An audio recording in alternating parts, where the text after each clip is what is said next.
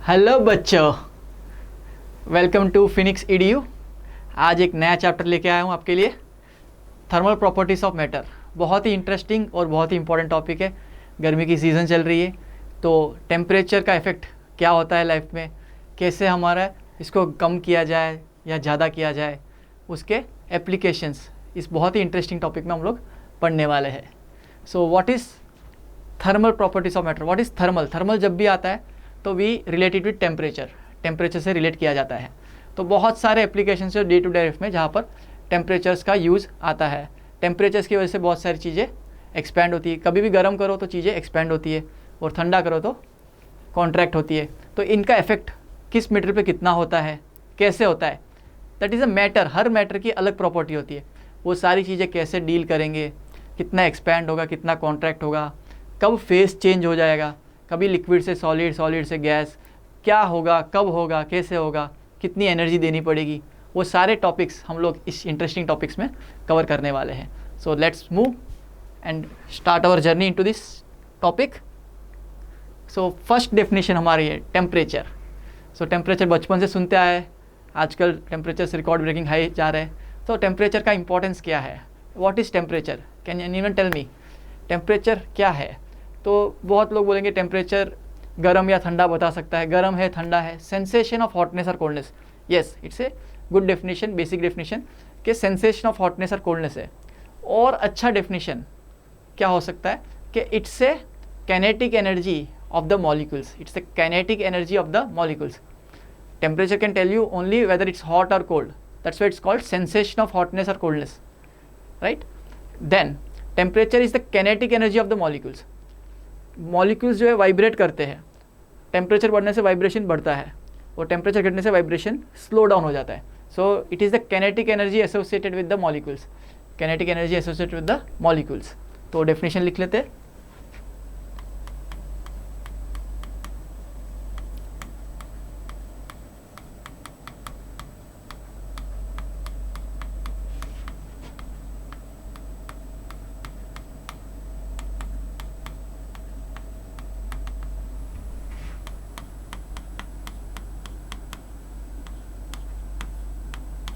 It is the kinetic energy associated with the molecules.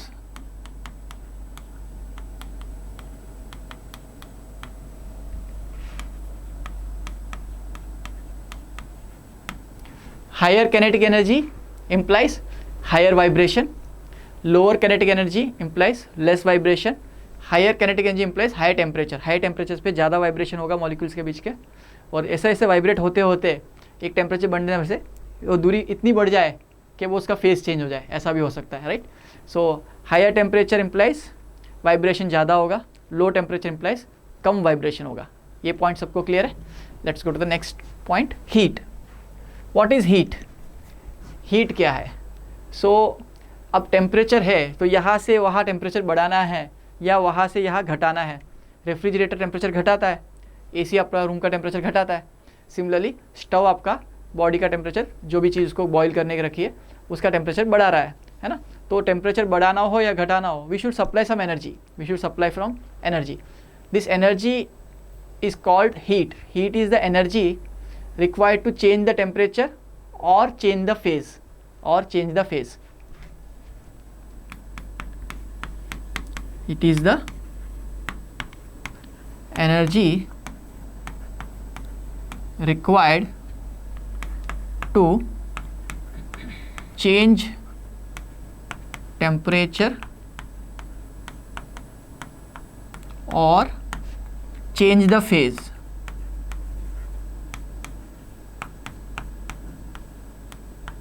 That is solid से liquid, liquid से gas, और vice versa, gas से liquid, liquid से solid करना हो, फेस चेंज करना हो, या सॉलिड से ही उसका टेम्परेचर बढ़ाना हो, लिक्विड में भी उसका टेम्परेचर बढ़ाना हो या घटाना हो। इनके लिए जो एनर्जी सप्लाई या रिमूव करनी पड़ रही है उस एनर्जी को हम लोग बोलते हैं हीट एनर्जी। टेम्परेचर्स के बहुत सारे यूनिट्स हैं। नॉर्मल लाइफ में हम लोग डे टू डे में सेल्सियस में देखते हैं, बट उसका स्टैंडर्ड यूनिट SI यूनिट है kelvin. SI unit is kelvin. Heat का बेसिक यूनिट जो था वो कैलोरीज है, बट हम लोग SI यूनिट्स जो मानेंगे वो जूल्स है। हीट का SI यूनिट जो है जूल्स है। ये दोनों ही स्केलर क्वांटिटीज़ है, दोनों ही स्केलर क्वांटिटीज़ है। I hope it's clear. Basic definition of heat and temperature. Heat और टेम्परेचर आपको अंडरस्टूड है. टेम्परेचर का एसआई यूनिट क्या है? Kelvin. It's a scalar quantity. Heat का एसआई यूनिट है joule and it's also a scalar quantity. Okay. Temperature vibrations कराता है बॉडी में, that's a molecular kinetic energy of the molecules. और heat is the energy required to change the vibrations और change the phase. Let's go to the next question, next slide. अब temperature scales. Temperature scales क्या होती है? Temperature scales के बारे में पढ़ना है हमको. बहुत सारे अपने टेम्परेचर मेजरिंग डिवाइसेस है ना. तो बेसिक डिवाइस आपने जो डे टू डे लाइफ में यूज़ करते हो थर्मोमीटर है, राइट. बट वो थर्मोमीटर कैसे काम करता है, क्यों मर्क्यूरी को यूज़ करते हैं, क्यों और कोई लिक्विड को क्यों यूज़ नहीं किया गया, water is easily available, why we don't use water, right. All this things will be covered here. So इन टॉपिक को बोलते हैं thermometry. The study of temperatures is called thermometry. Study of temperatures.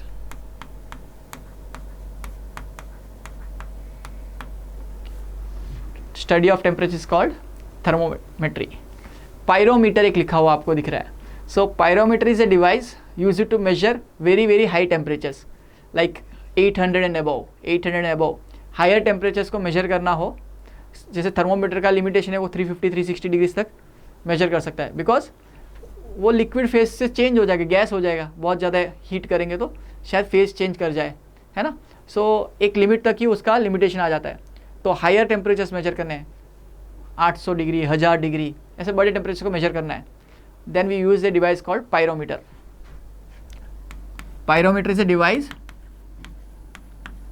Used to measure high temperatures above 800 degrees लिख सकते हो approximately. 800 से बड़ा temperature हो तब हम लोग इसको यूज़ करते हैं. Then we have something called cryogenics. कभी सुना है cryogenics? Cryogenics is a field of study where we deal with very very low temperatures. Low temperatures कहाँ पर यूज़ होते हैं? लो टेम्परेचर्स बहुत सारी जगह पे हमको यूज़ में आते हैं. जैसे आपने रॉकेट फायर किया तो आपका जो फ्यूल है वो जब स्पेस में जाएगा तो वहाँ का टेम्परेचर तो बहुत कम होता है. तो वहाँ पर इग्निशन होगा क्या? वहाँ पर वो कंबशन होगा. तो वो लो टेम्परेचर्स पे इग्निशन दे सके वैसे फ्यूल्स चाहिए, जिसको क्रायोजेनिक फ्यूल्स बोलते हैं, लो टेम्परेचर्स पे काम कर सके. तो रॉकेट फ्यूल्स या रॉकेट के बारे में इंटरेस्टिंग टॉपिक्स जो है लो टेम्परेचर्स के बारे में, एक्चुअली लो टेम्परेचर्स पे इग्नाइट होने वाले फ्यूल्स, उनको हम लोग क्रायोजेनिक्स में पढ़ते हैं. क्रायोजेनिक्स अपने आप में एक ब्रांच है इंजीनियरिंग की. तो cryogenics is basically study about low temperature, study of low temperatures.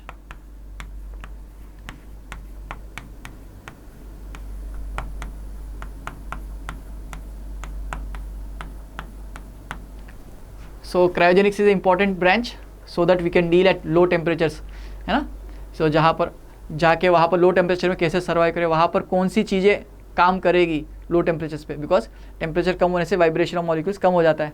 तो वहाँ पर कौन सा चीज़ इग्नाइट हो सकता है या कंबश हो सकता है और एनर्जी रिलीज कर सकता है. तो किस तरह के फ्यूल्स है, वो सारी चीज़ें हम लोग क्रायोजेनिक्स में पढ़ते हैं. So to measure temperatures in general we use 2 point scale. 2 reference point लेते हैं और उनको यूज़ करके टेम्परेचर्स मेजर किए जाते हैं. तो वो 2 रेफरेंस पॉइंट जो माने गए वो स्टैंडर्ड माने गए. एक आपको दिख रहा है interesting figure, freezing point of water. Freezing point of water इसको बोलते हैं फ्रीजिंग पॉइंट ऑफ वाटर. इसको बोलते हैं lower fixed point. Lower fixed point को बोला गया freezing point of water. Freezing point of water. So generally आपको फ्रीजिंग पॉइंट ऑफ वाटर पता है 0 degree Celsius at 1 ATM. Again pressure का भी इंपॉर्टेंस है. तो नॉर्मल लाइफ में हम लोग 0 डिग्री मानते हैं तो वहाँ पर एटमॉस्फेयर प्रेशर पे वो फ्रीज हो जाता है वाटर.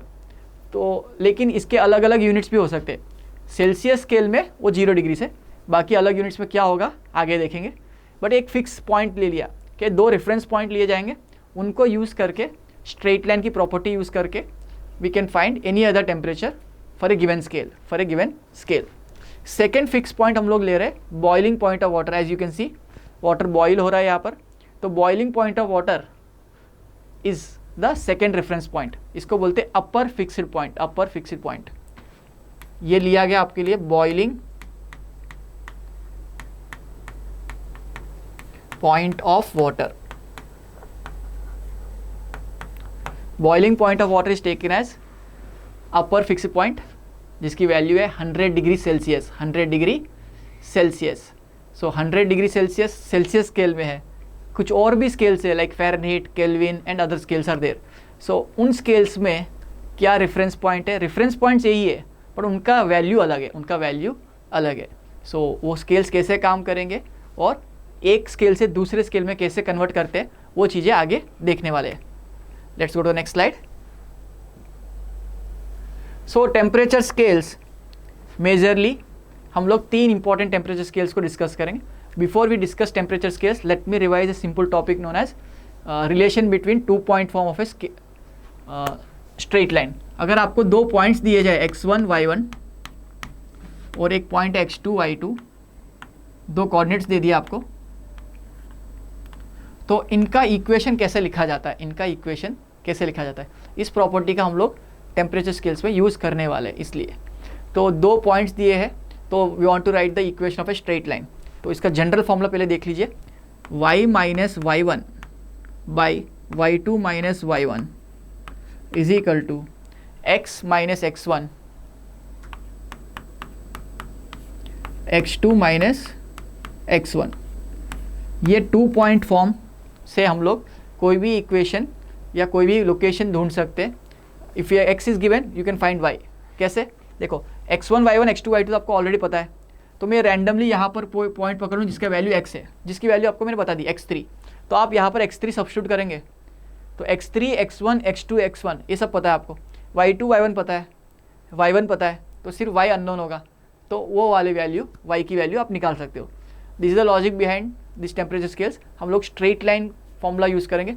2 पॉइंट्स के बीच में 2 रेफरेंस पॉइंट लिए थे, एक आपका है अपर फिक्स पॉइंट जो है बॉइलिंग पॉइंट ऑफ वाटर, एक लोअर फिक्स पॉइंट जिसको माना गया freezing point of water.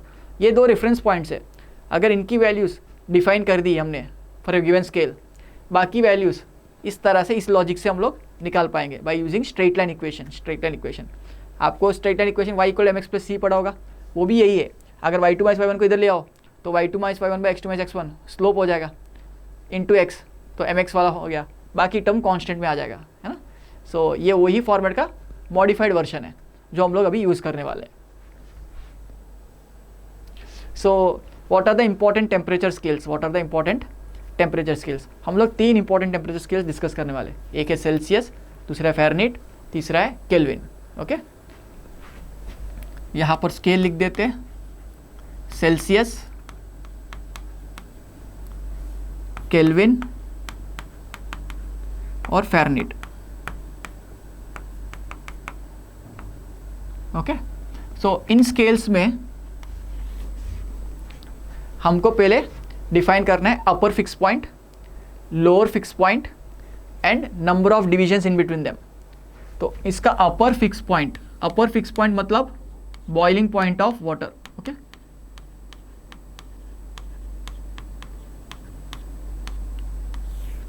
Lower fix point मतलब freezing point of water.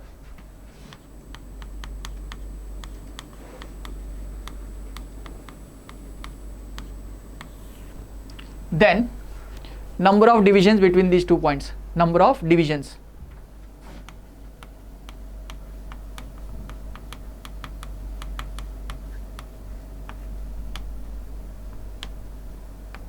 So Celsius, again these scales can be made by any other scientist also, but these scales are primarily important as we use it in our day to day life, because कुछ countries में Fahrenheit में temperatures दिए जाते हैं और India में Celsius में, और केल्विन इज ऐसा यूनिट। सो ये 3 ज़्यादा स्टैंडर्ड है, बाकी कोई भी स्केल कोई भी नाम का बना सकते हैं, है ना।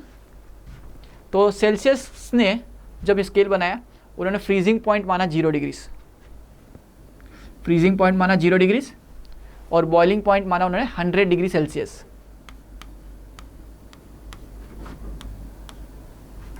सो इनके बीच में उन्होंने डिविजन्स बनाए, इक्वल डिविजन्स 1-1 का, तो 100 डिविजन्स इसके अंदर है, 100 डिविजन्स है। फ़ारेनहीट ने Kelvin scale is the absolute scale बोला जाता है. Kelvin scale is also called as absolute scale, is the real scale. तो केल्विन स्केल में बॉइलिंग पॉइंट और फ्रीजिंग पॉइंट, पहले बॉइलिंग पॉइंट लिख लेते हैं. Boiling point is taken as 373 Kelvin. 373 Kelvin. इस पर डिग्री केल्विन नहीं लिखते, डायरेक्टली केल्विन लिखते हैं. और upper fix point is taken as 273 Kelvin. तो इनका जो डिफरेंस है अगेन 100 का है, तो इन्होंने भी 100 इक्वल डिविजन्स के ये 2 रेफरेंस पॉइंट लिए.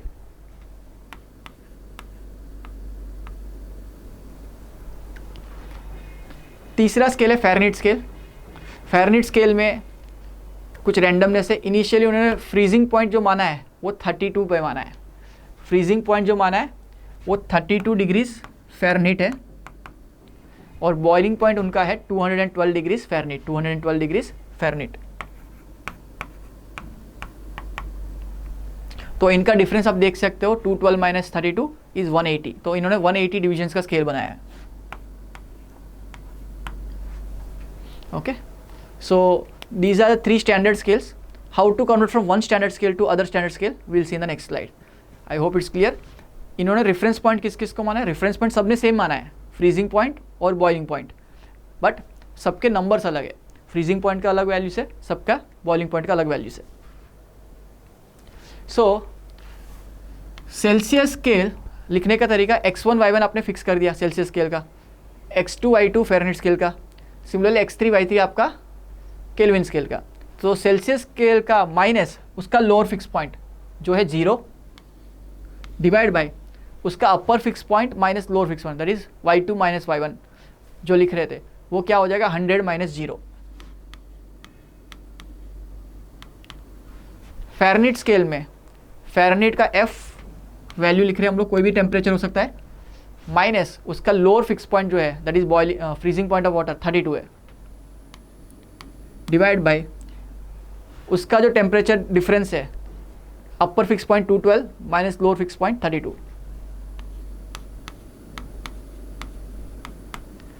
केल्विन स्केल में k minus 273, lower fix point 273 है उसका, बाई 373 माइनस 273.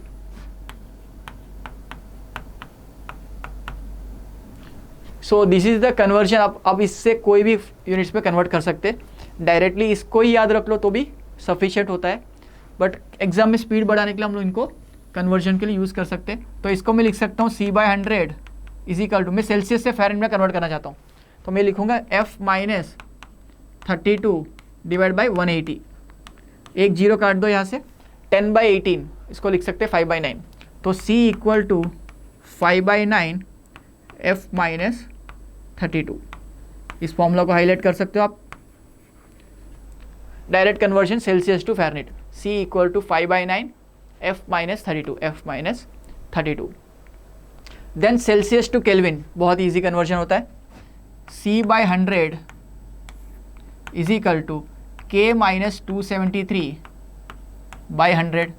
तो 100 डायरेक्टली कट गया, तो Celsius equal to K minus 273. ये भी कन्वर्जन काम का है. Then conversion of Fahrenheit to Kelvin, Fahrenheit to Kelvin, तो उसका कन्वर्जन भी देख लेते हैं. F minus 32 by 180 equal to K minus 273 by 100. तो 100 से 10 कट गया, तो K माइनस 273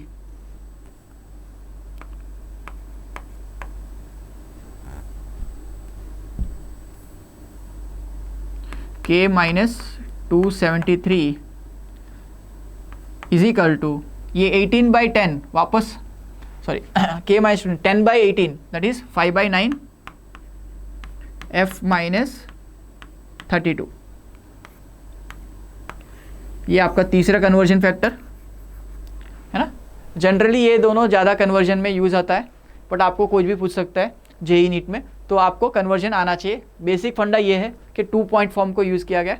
2 पॉइंट्स बता दिए आपको, 2 फिक्स पॉइंट्स है, एक लोअर फिक्स पॉइंट, एक अपर फिक्स पॉइंट, और आप इस रो रेफरेंस पॉइंट्स को यूज़ करके कोई भी तीसरा पॉइंट निकाल सकते हैं, I hope it's clear. Let's see how this works. Okay, इसको कैसे यूज़ करते हैं एक फॉर्मेट से दूसरे फॉर्मेट में लेके जाने के लिए, एक छोटे छोटे एग्जाम्पल से देखते। कन्वर्ट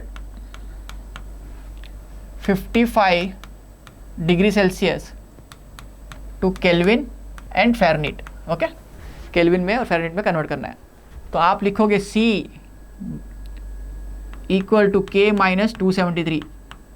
तो केल्विन में बहुत इजी कन्वर्जन है, C प्लस 273, तो 273 इसको ऐड कर देंगे, है ना, 328 आंसर आ जाएगा आपका। सेल्सियस और फ़ारेनहीट में रिलेशन आपने सीखा था, C equal to 5/9 F minus 32। तो 55 C is equal to, formula याद करा देता हूँ आपको, F माइनस 32। तो 55 is equal to 5/9 F minus 32। तो 55 जाएगा 11 times, 11 into 9 99 equal to F minus 32। तो F की वैल्यू 99 प्लस 32, 99 प्लस 32।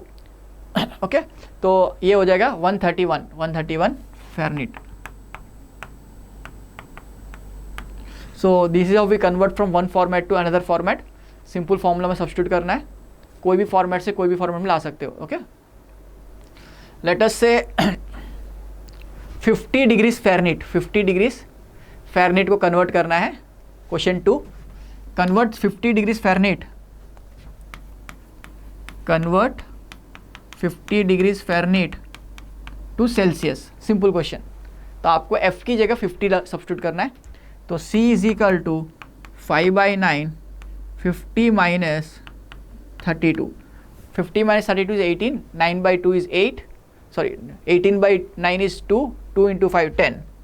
तो ये हो जाएगा 10 degree Celsius, 10 degree Celsius. Okay, so इस तरह से कोई भी फॉर्मेट से कोई भी फॉर्मेट में कन्वर्ट कर सकते हैं। I hope it's clear to you, right. So basic conversion है, Celsius to Kelvin, Kelvin to Fahrenheit, सबको आना चाहिए। Okay, let's go to the next slide. Okay, before we go to the next slide, let's see one more question, interesting question of this format. बाकी इस formats के जो भी question हैं हम लोग लेवल 1 लेवल 2 के क्वेश्चंस में टेकअप करेंगे। सो बेसिक क्वेश्चन जो है, find temperature such that degree Celsius equal two degree kelvin, degree Fahrenheit, sorry, मतलब सेल्सियस और फ़ारेनहीट की दोनों की वैल्यू, न्यूमेरिकल वैल्यू इक्वल है। क्या ऐसा पॉसिबल है? पहली बात, यस। कब पॉसिबल है पूछा गया, कब पॉसिबल है पूछा गया है। तो हम सेल्सियस फ़ारेनहीट दोनों को सम x मान लेते हैं समझने के लिए। तो x equal to 5/9 x minus 32। तो 9x, यहाँ पर 5x माइनस 160, ये हो जाएगा 4x equal to minus 160, x की value minus 40।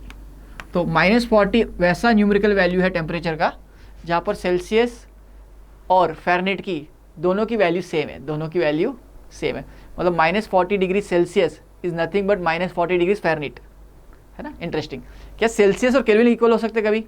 This is not possible, because उनका रेशियो नहीं है, डायरेक्टली K माइनस 273 है, तो वो कभी इक्वल नहीं हो सकते। 273 का डिफरेंस ऑलवेज रहेगा, ऑलवेज 273 का डिफरेंस रहेगा। बट सेल्सियस नहीं हो सकता केल्विन के साथ इक्वल, बट फ़ारेनहीट तो हो सकता है इक्वल केल्विन के साथ, तो उसको भी डील कर लेते हैं। Okay, same question, find temperature such that degree Fahrenheit equal to kelvin.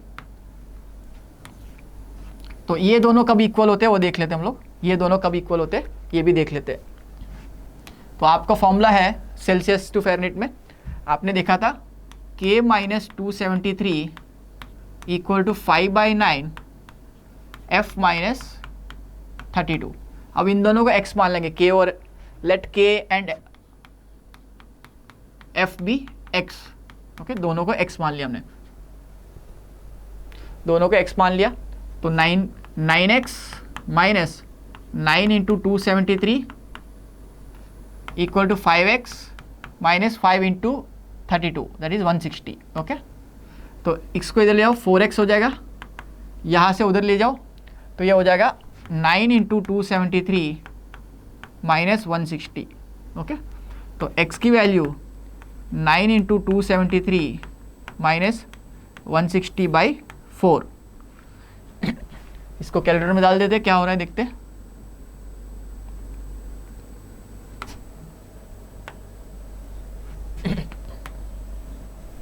So 9 into 273 minus 160. Okay, divide by 4. तो ये 574.25 आपका वैल्यू आ जाएगा. तो इस न्यूमेरिकल वैल्यू पे 574.25 की न्यूमेरिकल वैल्यू पे फ़ारेनहीट स्केल और केल्विन स्केल की वैल्यूज़ इक्वल होगी. फ़ारेनहीट स्केल और केल्विन स्केल की वैल्यूज़ इक्वल होगी. ओके, एक और इंटरेस्टिंग चीज़ लेने वाले हम लोग. सेल्सियस में जो चेंज आएगा और केल्विन में जो चेंज आएगा वो सेम रहेगा. क्यों ऐसा देखते हैं. देखो C equal to K minus 273, तो ऑलवेज 273 का डिफरेंस रहेगा. तो जब सेपरेट करोगे, मान लो अभी 0 डिग्री से, तो आपको C की वैल्यू 0 है और K की वैल्यू 273 है. अब 10 डिग्रीज कर दो सेल्सियस में, तो K की वैल्यू क्या हो जाएगी 283.